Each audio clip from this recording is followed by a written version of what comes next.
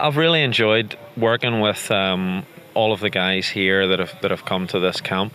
The riders in particular have shown great passion, you know, to be part of this series, and it's obviously clear that there's a high level of commitment from both sides. There's a heavy commitment from the FIM, from Honda, and I think that's been recognised by the public, and there's some very good riders here. I've really enjoyed being part of contributing to their future for this year and perhaps beyond. So, you know, it's definitely been refreshing for me to get back into this scenario, and I'm really looking forward to the whole season. But in particular now we've got Holland for the first round coming up, and it's going to be a completely different setting to what we've had here, but all the same people. So it's definitely going to be going to be exciting once we get there and get into the thick of the actual racing. You spoke of the FIM there. How important will their input be? Well, they're the governing body of the highest level of racing, and I think that they've recognised, you know, that you've got to look after the future riders that are coming through, and you offer them as much advice and guidance as you can.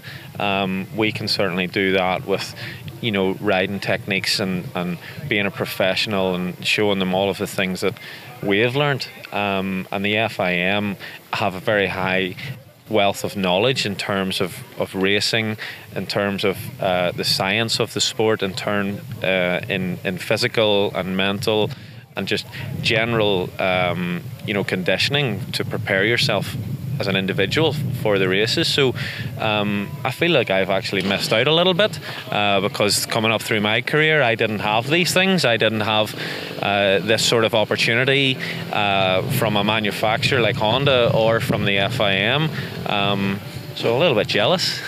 So when you land, the bike's going to want to stop. Start off jumping a little distance, then you can go further.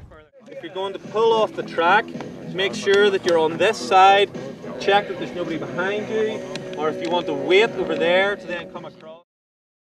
Working with these guys this weekend has been a great comfort for what's ahead the rest of the season. We've established a relationship and a level of I suppose of a bond. I've learnt a bit about them, they've learnt about me, and I think come race day, perhaps you know, they'll maybe start coming and asking me some questions. I really enjoyed actually having the opportunity to ride on a 150 as well, because a lot of these kids won't actually be familiar with my background in terms of championships that I won, Grand Prix races that I won. So, you know, they were too young when I was doing that, and maybe the fact that I've been riding here on a 150 and they can say, oh, this old guy can ride a bike, they might actually, you know, value my opinion and my advice a little bit higher.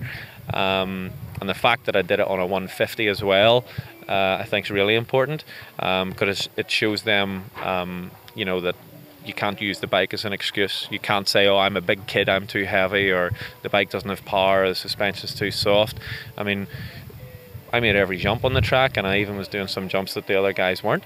So, you know, being involved in that now at the beginning of the season, I think is a good thing to get out of the way early.